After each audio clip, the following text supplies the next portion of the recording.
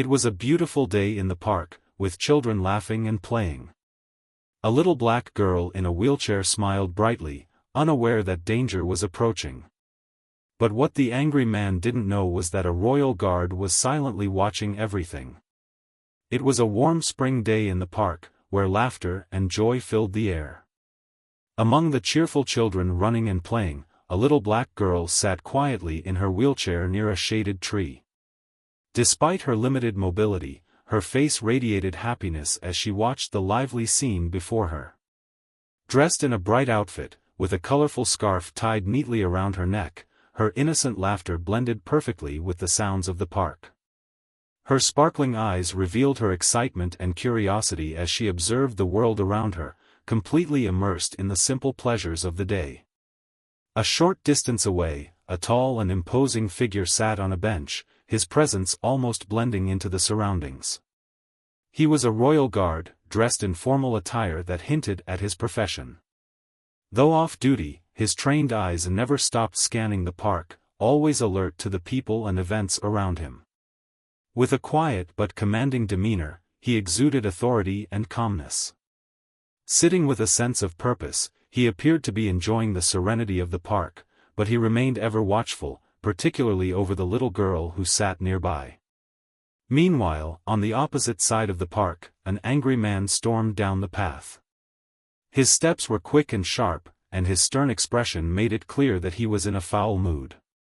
He seemed to carry the weight of his frustration with him, his fists clenched and his gaze darting around as if searching for something, or someone, to lash out at. His annoyance grew with every sound of laughter or joy, his irritation directed at anyone and anything in his path. As his eyes fell on the cheerful girl in the wheelchair, his scowl deepened. His quick steps slowed, and his anger seemed to intensify, his attention now fixed on her. The man's angry gaze locked onto the little girl sitting peacefully in her wheelchair. For reasons only he understood, her cheerful presence seemed to fuel his simmering rage. With his fists clenched tightly, he changed his direction and started walking toward her. His pace quickened with each step, and his expression grew darker, his anger building like a storm ready to unleash. The little girl, unaware of the man's intentions, continued to smile at the children playing nearby, adjusting her colorful scarf with small, delicate hands. As the man approached, he stopped just a few feet from her. His voice, sharp and filled with venom, broke the peaceful atmosphere. "What are you even doing here? People like you don't belong in places like this," he spat, his tone dripping with cruelty. His words targeted not just her disability but also her race, each insult designed to cut deep. The girl's bright smile faltered as fear crept into her eyes.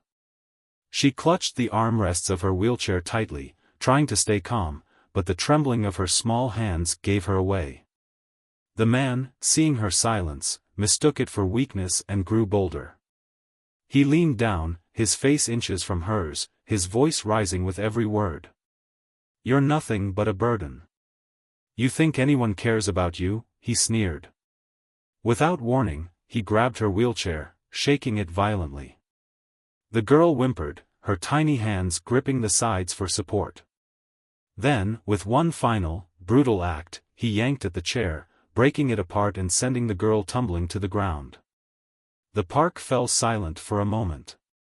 People nearby stopped to watch, their faces filled with shock. Some hesitated, unsure of what to do. A few took out their phones to record the incident, but no one stepped forward to help.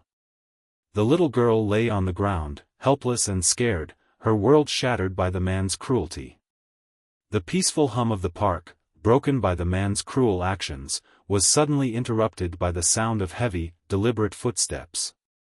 They echoed through the silence, each one measured and unhurried, but carrying an unmistakable sense of authority.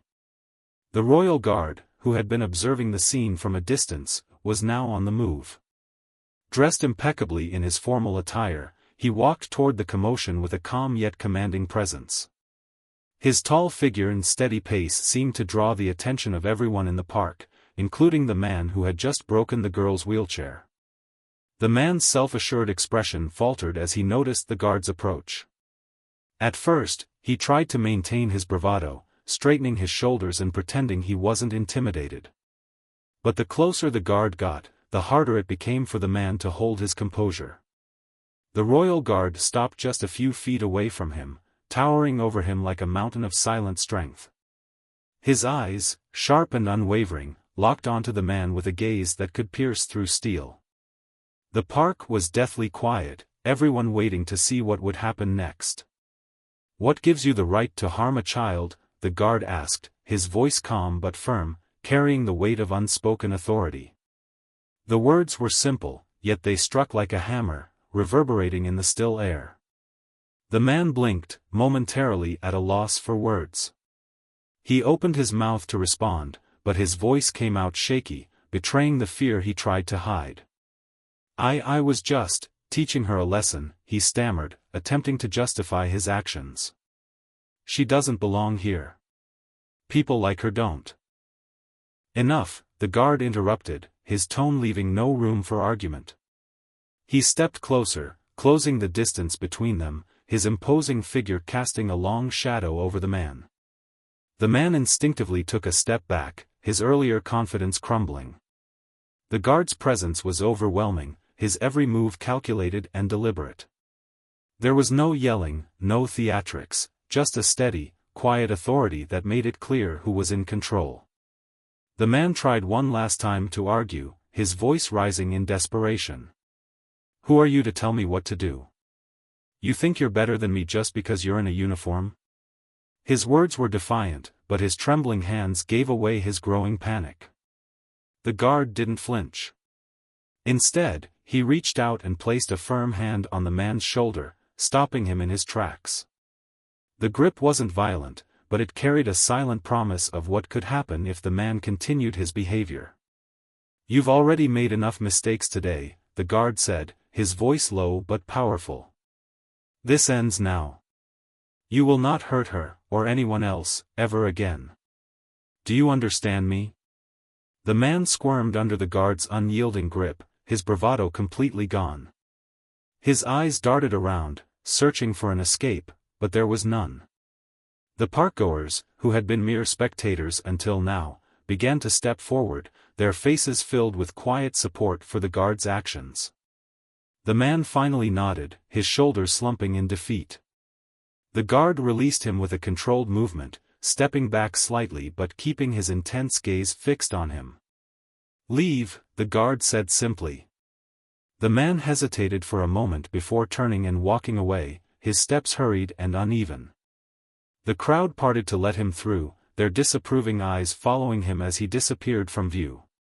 The royal guard then turned his attention to the little girl, who was still lying on the ground. Kneeling beside her, he spoke gently, his earlier sternness replaced with kindness. "Are you okay?" he asked, his voice soft but steady. The girl nodded, her eyes filled with gratitude and relief. The guard carefully helped her back into a seated position, reassuring her with a warm smile. "You're safe now," he said. And with those words, the calm of the park slowly began to return. As the man turned to leave, his steps faltering and unsteady, the royal guard raised his hand in a commanding gesture. "Stop," he said, his voice firm but measured. The man froze in his tracks, unable to muster any more false bravado. The guard's calm authority was unshakable, leaving no room for defiance. "You're not walking away from this," the guard added, stepping forward and placing a hand on the man's arm to ensure he stayed put. By now, the crowd that had initially hesitated to intervene began to shift. People stepped closer, their earlier fear replaced with a sense of duty and collective courage. A woman holding her phone approached the guard and said, "I recorded everything. The police will have all the evidence they need." Another witness chimed in, "I saw him approach the girl and start yelling. I'll testify if needed." Murmurs of agreement rippled through the crowd as others began offering their accounts of what had happened. The guard nodded, his expression resolute. "Thank you," he said to the witnesses. "This man will be held accountable for his actions." He then retrieved his phone and quickly contacted the authorities, explaining the situation with the clarity and precision of someone accustomed to handling crises. The man, now visibly nervous, tried to protest, stammering, "This is all a misunderstanding. I didn't mean to." "Enough," the guard interrupted, his tone carrying the same weight as before. "You've caused enough harm. The police will decide what happens next." The man fell silent, his shoulders slumping in resignation as the guard kept a watchful eye on him. A few minutes later, the distant sound of sirens filled the air, growing louder with each passing second. When the police arrived, the guard calmly explained the events, handing over his own statement and directing them to the witnesses who had captured everything on video. The officers listened attentively, their expressions hardening as they reviewed the footage. They then took the man into custody, ensuring he could no longer pose a threat. With the situation under control, the guard turned his attention to the little girl, who was still sitting on the ground amidst the remains of her broken wheelchair. Her wide eyes were filled with a mixture of fear and relief, her small hands trembling slightly as she tried to compose herself. The guard knelt down beside her, his stern demeanor softening into one of warmth and kindness. "You're brave," he said gently, his voice soothing. "What happened wasn't your fault, and no one has the right to treat you that way." He placed a reassuring hand on her shoulder, his presence radiating safety and comfort. "You're safe now. I promise." The girl looked up at him, her lips quivering as tears welled in her eyes, not of fear, but of gratitude. Slowly, a small smile spread across her face, and she whispered, "Thank you." The guard smiled back, his heart swelling with quiet pride. "You're welcome," he said softly. He carefully helped her to her feet, ensuring she was steady, and guided her to a nearby bench where she could rest. The crowd, once frozen in silence, now began to applaud lightly, their respect for the guard evident in their expressions.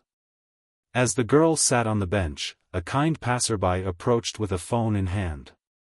"We've already called for help to replace her wheelchair," they said. The guard nodded, grateful for the support of the community that had finally come together. The little girl, now calm and safe, looked around and saw the unity and compassion that had emerged from the situation. She smiled once more, knowing she wasn't alone, and that kindness and justice had triumphed over cruelty that day. In life, moments of injustice often unfold right before our eyes, challenging us to act. The story you just witnessed is a reminder of one powerful truth: when you see hate, don't stay silent. Stand up for what's right. Silence in the face of cruelty allows it to grow, but courage, even from a single individual, has the power to inspire change and protect those who cannot defend themselves. It's not always easy to confront hatred or wrongdoing. Fear, hesitation, or uncertainty can hold us back. But as this story shows, even one act of bravery can shift the balance, turning passive observers into active allies. A single voice speaking out against injustice can encourage others to join in, creating a wave of kindness and support that drowns out hatred. We want to hear from you. Have you ever seen someone take a stand against injustice? Maybe you've witnessed an act of kindness that restored your faith in humanity, or taken a stand yourself when you saw someone being wronged. Share your story in the comments below. It could inspire others to do the same in their own lives. If this story moved you, don't keep it to yourself. Share it with friends and family so more people can learn the importance of standing up for what's right. Hit the subscribe button to join us for more stories like this, and give this video a like to show your support for justice and kindness. Together, we can create a world where hate has no place and compassion always wins. Thank you for being here with us, and remember, even the smallest act of courage can make a big difference.